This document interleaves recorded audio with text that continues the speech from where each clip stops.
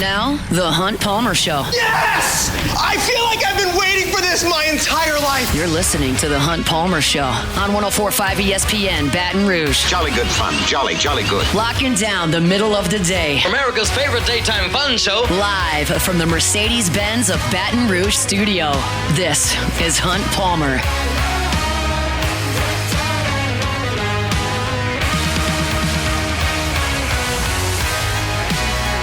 Welcome in. Hunt Palmer coming to you from the Mercedes-Benz of Baton Rouge studio downtown in the capital city on this Wednesday. About half the work week in the rearview mirror. Appreciate you hanging out with us here on 104.5 ESPN Baton Rouge. Jacob Beck and Cassie Spazzali back there on the ones and twos. And plenty to do here on this Wednesday. JD PicKell, host of the Hard Count on 3 Sports, with us in 15 minutes. It's a What If Wednesday. We'll do that at the bottom of hour number 1. Matthew Bruni, his normal spot, talking LSU hoops. They're in the middle of finals week right now, but a big one on the horizon against SMU. Talk to Bruni about that coming up in the second hour. Saints are welcoming Jaden Daniels to town. We need to discuss that. Bill Belichick is the new head coach at North Carolina. That may come up as well. But we start the same way that we start each and every day, and that's with the Genesis Opening Drive. It's time for Hunt's Opening Drive, presented by Genesis of Baton Rouge. Earlier this morning, Brian Kelly met with media via teleconference, Zoom, as it were, for the Texas Bowl. I think the Texas Bowl is actually who put this on. He kind of gave his opening statement about the Texas Bowl, and we hit a number of topics with Brian Kelly. One of them was the transfer portal, and he said that yesterday he ate at 3 different restaurants in Baton Rouge. Said he hit Gino's, Ruth's Chris, and Jubin's for dinner on Tuesday evening. Sounds like a good night. That's going to be a lot of calories. Food. That's a lot of food. Sounds good to me. A lot of rich food, a lot of delicious food that would be taken down there. But we've heard Ed Ogeron tell the stories that he ate like 4 gumbos in one night one time. It just is what it is. You got to make things happen, and that's part of the time that LSU is in right now.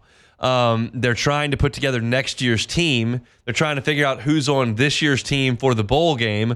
And then they're also trying to get ready to start practicing for a bowl game tomorrow.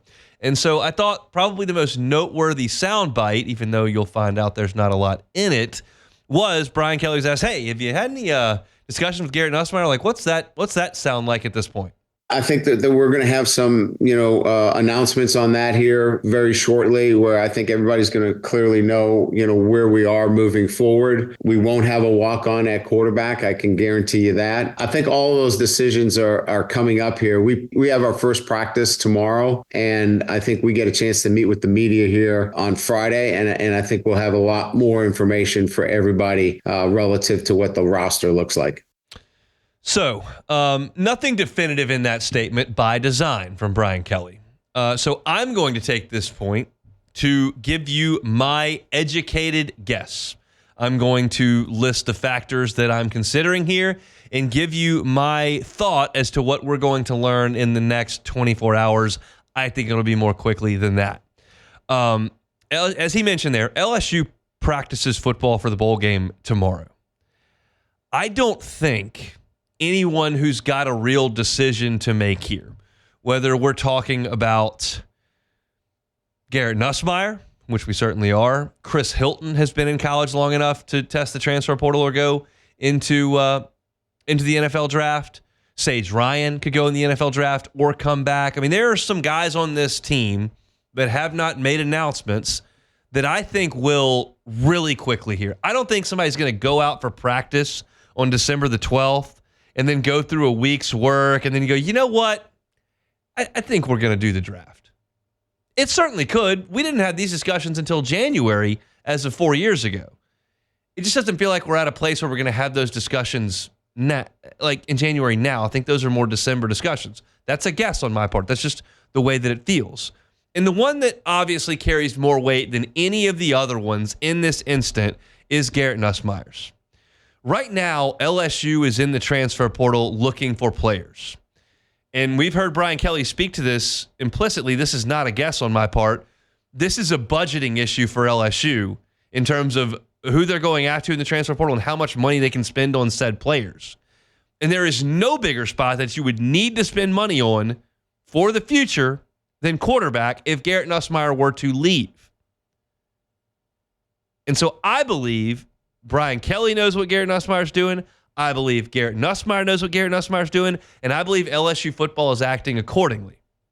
Now, Garrett Nussmeier took to Instagram about 2 hours ago. And he put up a picture in his story that Cassie's got up on the screen right now if you're watching on YouTube.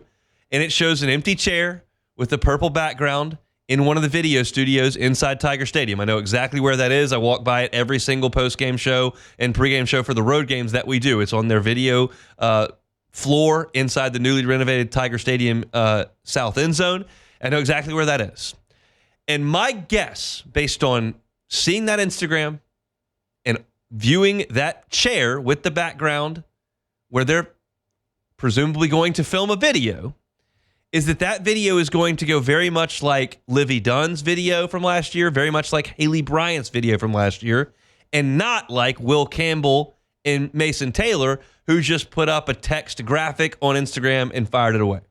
My opinion, based on that video and what LSU's doing in the transfer portal right now, is that Garrett Nussmeier is going to sit in that chair in front of that camera, and they're going to video him saying, "I'm coming back to LSU for one more year." Now, why would they do that? Is this a look at me move by Garrett Nussmeier? Hey, look at me. I'm coming back. Everybody throw me flowers. I don't necessarily think so. I think this is an announcement to those in the transfer portal. This guy is coming back, and we're making a big deal of it. It's not one tweet. It's not one picture on Instagram. We're making a video.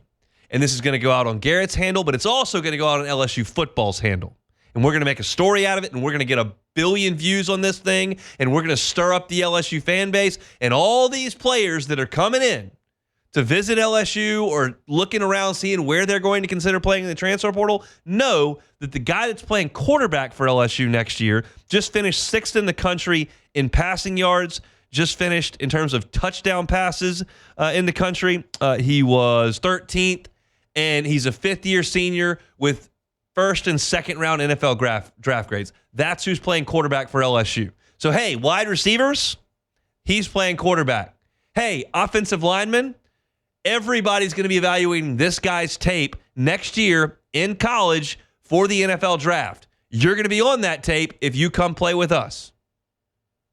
Hey, defensive players, LSU's going to be fine on offense. They've got a guy who piloted them to one of the better passing games in college football last year. Come play with us. We've got championship aspirations. We're not guessing what a guy might be. We're not telling you what some 5-star recruit might be. We're not telling you what some transfer from the Sun Belt might be. This is the quarterback. You listening? Like, that's what I think is coming, and it may come before I get off the air. If Garrett Nussmeier was taking a picture of that chair before he sat in it, they got to edit the video, and it'll come down the road. If this was part of the tease and this happens later today before they start practice tomorrow, okay, that makes sense as well. Once again, I'm not telling you what I know. I'm telling you that all of this makes too much sense for me to sit here and ignore it. If Garrett Nussmeier leaves LSU, this football program will be in some trouble because I don't see a quarterback on that roster right now that's ready to handle that spotlight and that schedule next year. And then you've got to jump in the portal to go get a quarterback, and you're going to have to spend a lot of money on that, and it's not going to allow you to spend as much money at wide receiver, at defensive end, at offensive line, at safety. It's a salary cap thing. There is not one, but LSU's resources are finite in this instance. So I'm certain, well, I always say that it's out of habit, and I'm trying to speak literally. I'm not certain. I'm comfortable suggesting that Garrett Nussmeier is not playing for free. But I'm comfortable saying that it'll be easier to get something done with him in-house from an NIL perspective as opposed to getting out in the open market and just getting into a bidding war. So we don't know anything. Brian Kelly was intentionally vague, but my thought based on what I know, which is Garrett Nussmeier hasn't said anything yet. He's teasing things on social media. LSU starts practice tomorrow. Finals in this week. They're having portal visitors in all the time, and the power that is LSU's social media department and the brand that they've created suggest all of these signs are pointing towards him saying, hey, I'm coming back. Who's coming with me? Like, that's what this sounds like to me. If it goes the other way, I'll be surprised, not stunned, surprised. But I feel like I'm reading enough tea leaves competently here that Garrett Nussmeier is going to return, and that's the announcement I'm expecting when it happens based on those tea leaves, not because I've talked to Garrett Nussmeier, not because I've got inside sources in the program who have suggested that, not because I've talked to the collective, because I'm just looking at everything that you're looking at, and it makes too much sense. There will be LSU fans that will roundly celebrate Garrett Nussmeier coming back. There will be a faction of the LSU fan base that's like, this guy was not good enough. I'm going to side with the first group there. I think having a guy that put together that kind of season in his first year as a starting quarterback with room to improve but tools and production to back it up, I think LSU's in good shape with him at quarterback next year. I don't think LSU has an opportunity to go to Clemson and win in the opener with him at quarterback next year. You start telling me that you're taking one of these guys on the roster currently, or you're trying to fish in the portal for some quarterback who may or may not played a lot. I don't want to get in those waters. I'll take the bird in the hand instead of the two in the bush. I think Garrett Nussmeier is going to announce he's going to come back in the next 24 hours. We'll see if I'm right or wrong. We'll certainly react to it when that time comes. That's our Genesis opening drive. Every car on the lot at Genesis of Baton Rouge is online at genesisofbatonrouge.com. We got plenty to do here in the first hour. It's What If Wednesday. I still got room for some what ifs on Twitter. I had a good one about Christmas shopping a little earlier. If you got baseball questions, you got basketball questions, you got football questions, recruiting questions, portal questions, Christmas shopping questions, get them to me, What If Wednesday at Hunt Palmer 88. When we come back, JD PicKell, he's the host of the Hard Count on 3. Talk college football with us each and every week. We'll do that next. The Hunt Palmer Show. You're listening to The Hunt Palmer Show on 104.5 ESPN, Baton Rouge.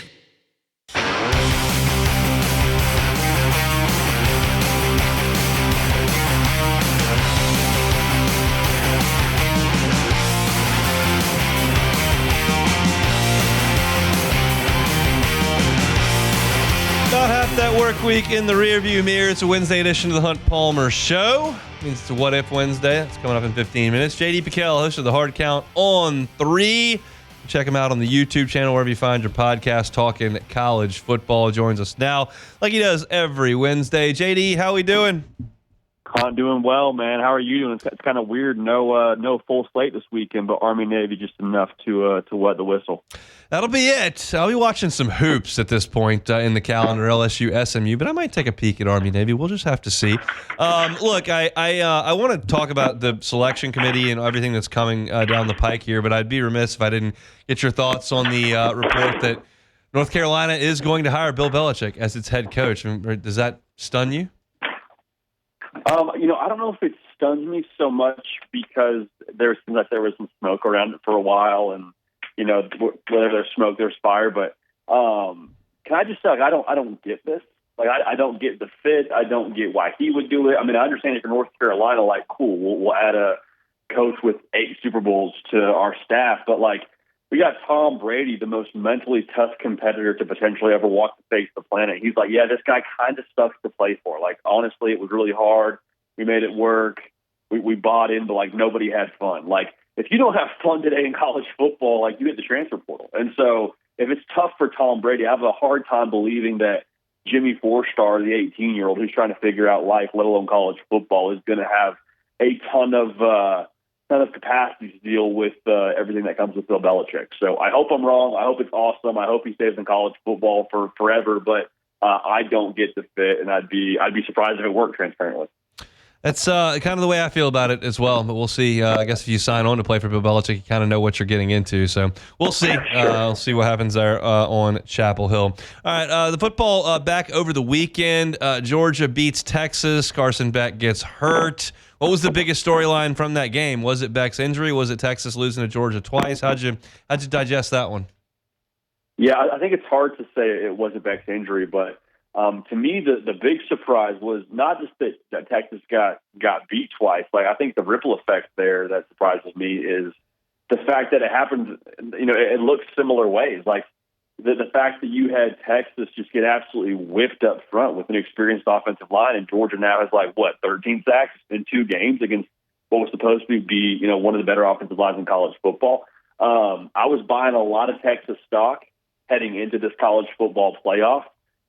I'm still, I think, holding that stock with the idea that Quinn Ewers is going to be a version of big game Quinn Ewers here going forward, you would hope, but not inspiring by any stretch of the imagination if you're a Texas fan, because it does not get easier with their side of the bracket. And, oh, by the way, you're nicer in the 5 spot, right? It sounds good. You're supposed to get a nice little 12 seed, should be a G5 rep. Nope, you got the ACC champion Clemson with Dabo bringing some juice back to the playoffs. So I'm excited to watch it, but yeah, I'm very, very confused by who Texas is right now. Penn State couldn't get a stop. I wasn't shocked they lost the game, obviously, but I thought they'd stand up a little bit taller on defense.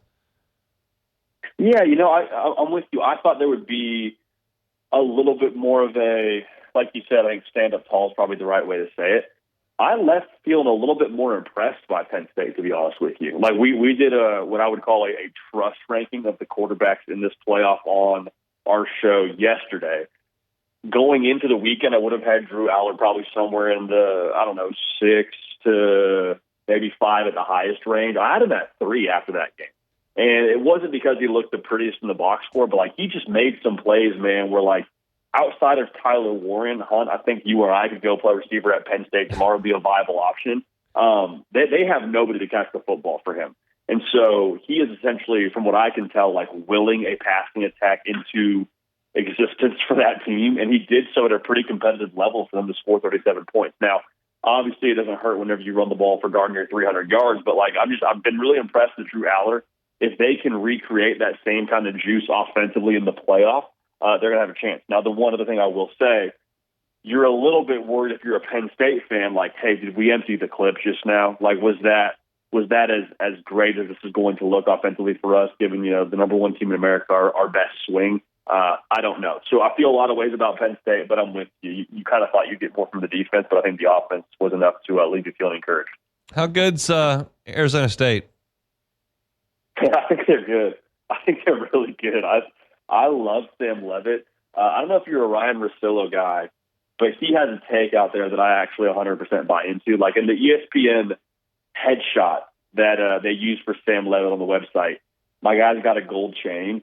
And he plays like he's got a gold chain. I know Cam Scadaboo is obviously the main attraction, but what he did in that Big 12 title game against, granted, a pretty suspect Iowa State defense, I'm kind of buying the stock in Arizona State. Now, do they win a game in the college football playoff?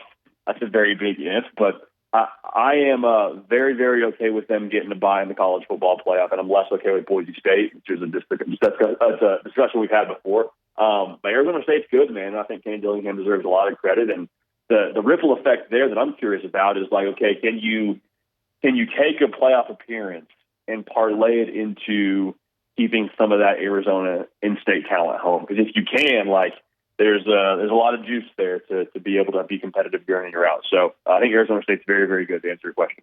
So there's a 2-part question here that's coming. What do you think of the way the committee handle things? What do you think about the format that we have, the system that we have? It's 2 different things. So you kind of mentioned that you're okay with Arizona State getting a bye. You're not as much with Boise. Let's start with the actual system that we have. Do you think it needs tweaking? Are you okay with it? I mean, what's next?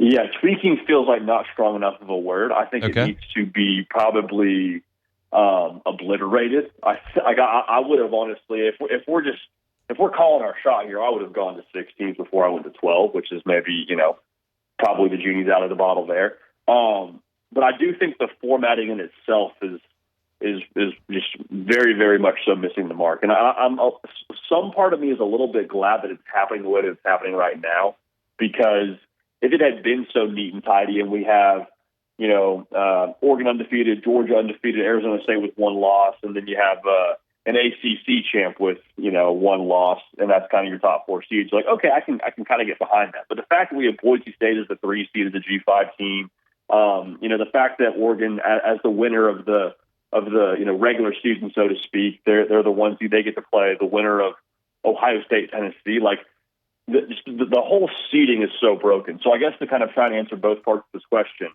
I think the seeding is the biggest issue we have with this college football playoff format.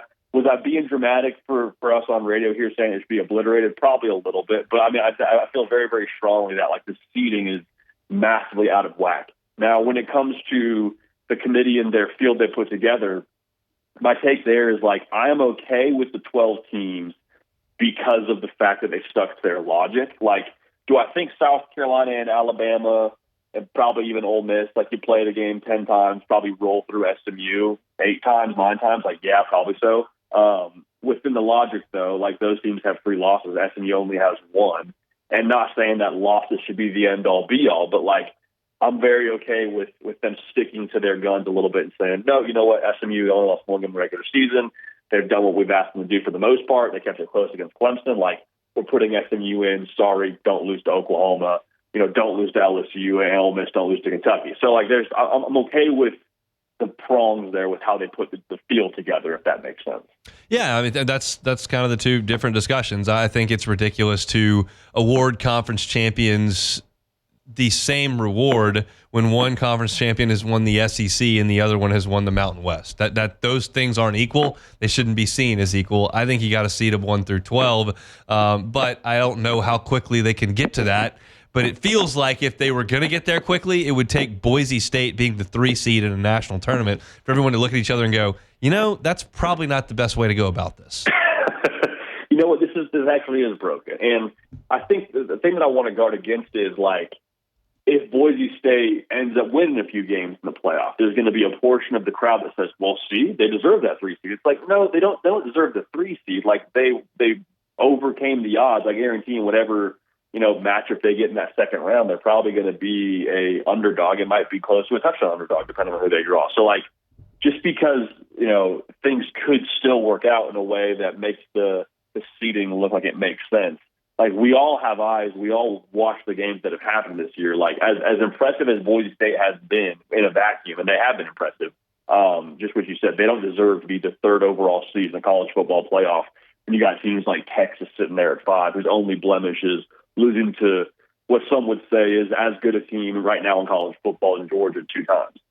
What do you think about Georgia with no Carson Beck? So it sounds funny to say out loud.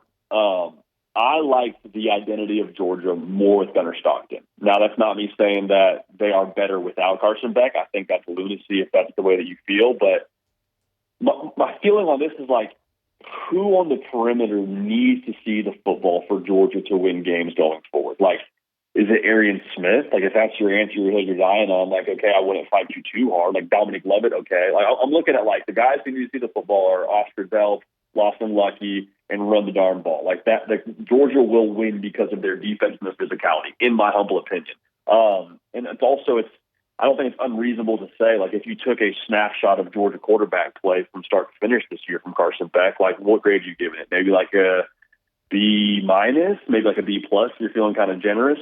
I think Gunnar Stockton can deliver at that level for you.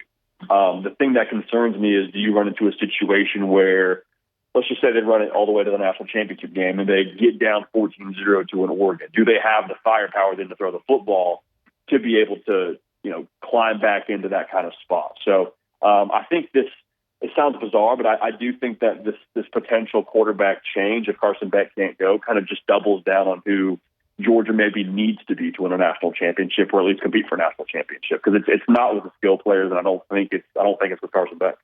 How will you remember Travis Hunter's Heisman season? I'm glad you said it that way.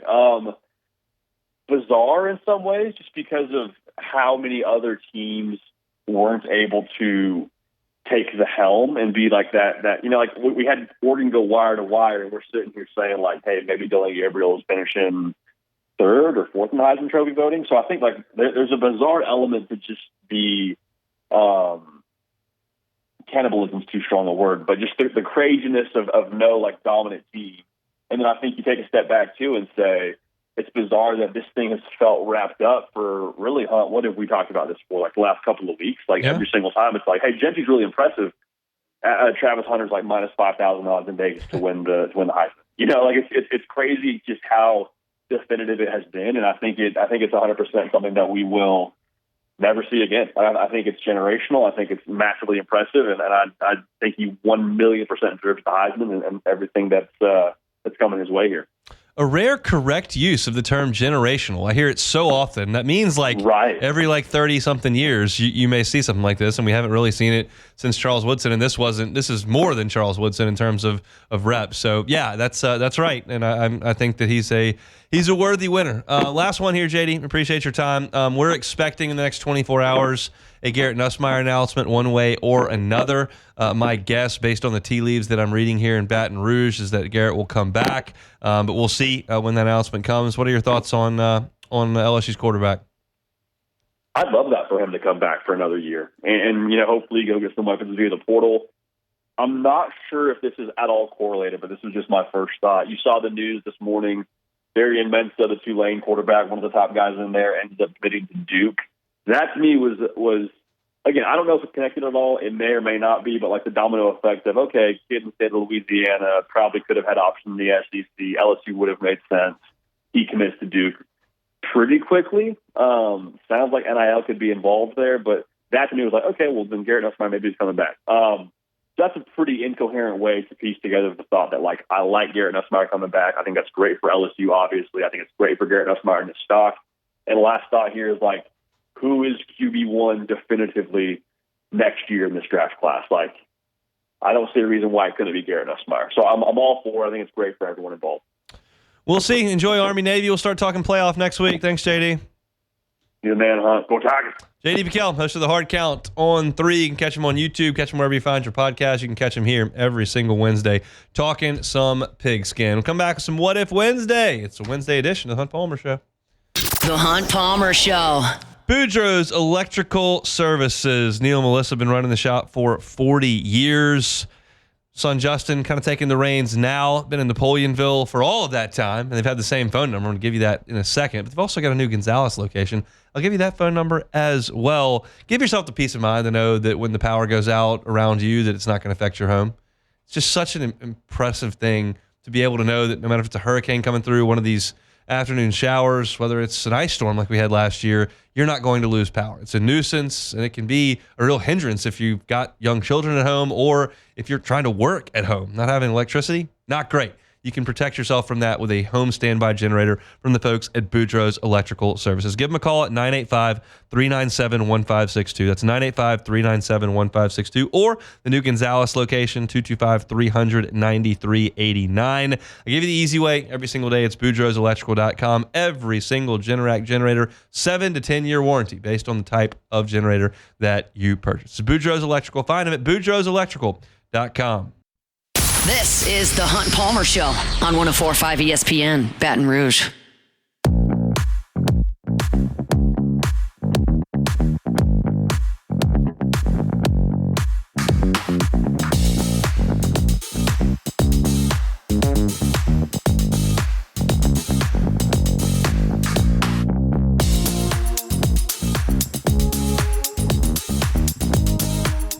All right, chugging along here on a Wednesday edition of the Hunt Palmer Show. Thanks to JD PicKell for a little bit of time talking some college football. I got a little baseball to get to in about 10 minutes. If you missed this, Stephen Milam and Ashton Larson were on yesterday on After Further View with Matt Moscona, and Stephen Milam had something to say that did not surprise me in the least, but it was a little bit of new information to some. And I'll get into a little bit of that at the end of this hour. Got Matthew Bruni in 25 minutes talking some hoops. Still got to talk about the Saints as well. So plenty to do. But for right now, let's play some What If Wednesday. Time, space, reality. It's more than a linear path. Where a single choice can branch out into infinite realities. Follow me and ponder the question. What if? All right, first one here. What if your kids hear about Elf on the Shelf in school and start asking you and Mrs. Palmer about it, assuming you're not already doing it? We're not. There's no elf on a shelf. At my sister and brother-in-law's house, they have Louie. He's there. Louie's very busy. Louie gets into a lot of trouble. and I understand all that goes into that. So there may come a time that an elf on a shelf does descend on the Palmer house. We have not gotten there. So not going to be as much activity in the Palmer house this year, and that's okay. Yeah, I'm not. Was that well enough said? Yeah. I'm not into the whole elf on the shelf thing, man. I don't know. It just seems. I don't. It's okay, I guess. But I tried to tap dance around it. You were a little more direct there. No, it's fine. But yes. All right, next one here. What if Christmas shopping for the women in our lives was easier? It always feels like a losing situation. I mean, I will talk about this probably a lot over the next 3 weeks. In my house, there is Christmas on the 25th, pretty big day. You've got Meyer's birthday on the 27th, pretty big day. You've got the wife's birthday on the 30th, pretty big day. You've got New Year's on the 1st, pretty big day. And inevitably, LSU has a football game just dropped into the middle of it on a month's notice just because we never know when they're going to play until that Sunday. So, there's a lot that goes into this season for me personally in terms of scheduling things and purchasing things. And I'm terrible at buying Christmas presents. Me too. Just awful. Yep. I feel okay about what I've got on the slate for this year, but I got the, inevitable, please do not get me anything for Christmas or my birthday. We're going to dinner. That's enough. We'll spend the money on Myers. That's just absurd. I'm about to leave the workforce for a couple of months with a new baby coming. We need to save the cash. She absolutely hammered me all with it because I'm not listening to any of it because I know if nothing shows up, I'll be in big trouble. Oh, yeah. I did get caught up. I guess we know now it was 3 years ago because Myers was born on the 27th. He was a little early. And we got home on the 29th from the hospital and her birthday was the next day. And I didn't have anything. We were at the hospital. We had a 3-day-old. She was not thrilled with that. Yeah. I think all that I produced for her was a donut that I went and picked up on the way to work. So we'll try to avoid that, but hopefully I don't have any kids 2 days before her birthday.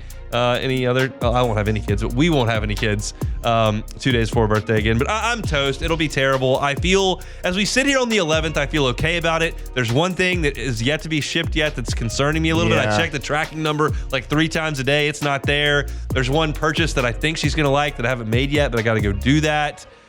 It's not going to work out.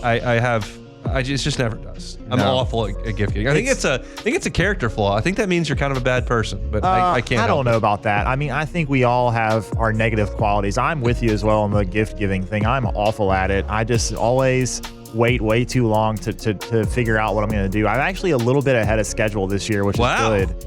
She always hits me with why don't you just get me a massage? I'm like, look, here's the deal. We share a checking account and we share credit cards. Yep. And that would be like you booking me a tea time. I'm capable of doing that. I want to go play golf. I'm going to go play golf. You want to get a massage? You have my blessing to go book a massage. But I don't feel like me giving you that is doing anything. When we were dating and she lived in Metairie and I lived in Baton Rouge, I did get her a spa day at one of the hotels in New Orleans, and it was great. But that was a gift that I didn't have to pay for. Definitely. We're a little different spot now. All right, next one here. What if we have an SMU versus ASU natty? That's not going to happen. No. I saw the Spazzali girls trying to get me in trouble with Hester. They're adding him on Instagram, getting him all riled up with what I had to say yesterday. What do you have to say for yourself, Cassie? Okay, well, I don't have anything to say. She's just trying to stir up the views. I can't defend myself. Trying to stir up the views. It's okay. But it doesn't stop the fact that I looked at Arizona State's schedule and Hester's throwing all this ranked stuff at me, and I don't think Arizona State's that good, and I don't think they're going to be able to beat the big boys in college football, and I don't really care to see them get a bye. But we're not going to get that game in the championship because they're all going to lose to the better teams like they generally will every single year. There are have and have-nots in football. They're a have-not. They won't make it. All right, next one. What if you could pick one player from the portal for LSU to get? So I wrote a piece up at LouisianaSports.net that detailed all these guys. Wow. But I think at this point, I can't name every player in the portal currently, so don't hold me to this for sure. But as far as I can tell, based on the guys that are in the portal and the guys that LSU has shown some interest in, I think that Will Helt is probably my answer. He played defensive end for Purdue this past year. He's been in college for 2 years. He's 6'6", 250. In this past year, he had 5 sacks and 10 TFLs for Purdue. I feel like you put that guy with Kevin Peoples in the spring and a summer to develop. That's a guy who feels like a potential double-digit sack guy, a potential 8-9 sack guy at LSU. They need that desperately. He's got plenty of frame. He's played in the Big Ten. Like, I think he's ready to play. And so that would probably be the guy I look to right now. I would not at all balk at LSU pulling in Jakeem Jackson. I think that's potentially likely at this point because he's a cornerback who signed with Corey Raymond from Florida, and I think that would be a big position of need that LSU could pick up a really talented player there. But I'll go with Will Health for now. All right, we got some in the chat as well. Here's one. What if Myers prefers to play sword fighting with the wrapping paper rolls than his expensive gifts? He doesn't have any expensive gifts. I was going to say, so probably not anything crazy. I mean, Alyssa showed me the things that we have to give our soon-to-be 3-year-old son for Christmas, and it like covered the closet floor. It's all like stickers and like so it doesn't cost anything. She's like, I feel like we don't have enough stuff. I'm like, he doesn't even know what Christmas is. This is going to be the greatest morning of his life. It's like, I don't understand why. Yeah, it's like he's not 6 where he has expectation. He has no expectation. He's going to wake up the next morning and think it's just some random day, and he's going to walk in. There's going to be stuff everywhere. Yeah, it's like getting gifts for your dog or your cat or something. Like they I'm sure they're going to appreciate the toy you get them, but they don't know why you're giving it to them. We used to give Teeny presents before Myers was born. That doesn't happen anymore. Poor Teeny. Funnily enough, we do give we get something for our cat every year. And my wife put all of the gifts in the closet in her office. And she was working one day and she noticed like the cat was in the closet, like trying to rip open the gifts because it had catnip in it. Yeah, well, so he was on the scent. That's your wife's fault. Yeah. All right. Next one here. What if Hanny was in charge of the SEC football schedule? I'd like to think Charles Handegriff, ethical and moral as he is, would cut it down the middle and make it as fair as possible. My gut tells me it may lean a little bit away from Tuscaloosa is where it may lean. And we may get a break too. I don't think we'll be playing Florida and Alabama and Auburn and Ole Miss and A&M and Texas and Oklahoma. Probably not. I don't think so. All right, last one. What if LSU loses a 6th straight season opening game at Clemson? I mean, we don't have to answer that what if because we've already lived it. When you lose the first game, it's a disaster. You're just in big trouble the rest of the way. And it would behoove them to schedule, instead of Clemson, Furman, if you're talking about a team with a 2-syllable name from that state. But Rice, whatever. But we're not doing that. We're going to go play Houston. We're going to go play Clemson because we're big boys and we got to go win the game. That's the attitude to have. That's very smart. That's excellent work. Great stuff. All right, that's it for What If Wednesday. We'll talk some baseball to close out hour number 1 next. The Hunt Palmer Show. Genesis of Baton Rouge, genesisofbatonrouge.com is the website. When you think Genesis of Baton Rouge, think luxury. And when you think luxury, don't think, well, I can't afford that. Go to genesisofbatonrouge.com. See for yourself. It's luxury vehicles at a reasonable price. And it also comes with phenomenal perks when you're a Genesis driver. 10 years, 100,000-mile warranty. 3 years, complimentary maintenance, valet maintenance. So you're talking about getting the air filter done, oil changes taken care of, wiper fluid, all that. It's a nuisance to have to go in for service and get that taken care of. They'll do it for you. You just drive to work. They'll come get your car. They'll leave you with a Genesis so you can get around. They'll take your car, service it, bring it right on back. It's part of the experience of being a Genesis driver. They're on Airline near Pico, across from Women's Hospital, and they're online at genesisofbatonrouge.com. Pretty new to the area here. If you haven't been by the dealership, highly, highly recommend you go check it out. Do it this month. It's Genesis of Baton Rouge, genesisofbatonrouge.com. You're listening to The Hunt Palmer Show, hosted by the Goo Goo Dolls' #1 fan, Hunt Palmer.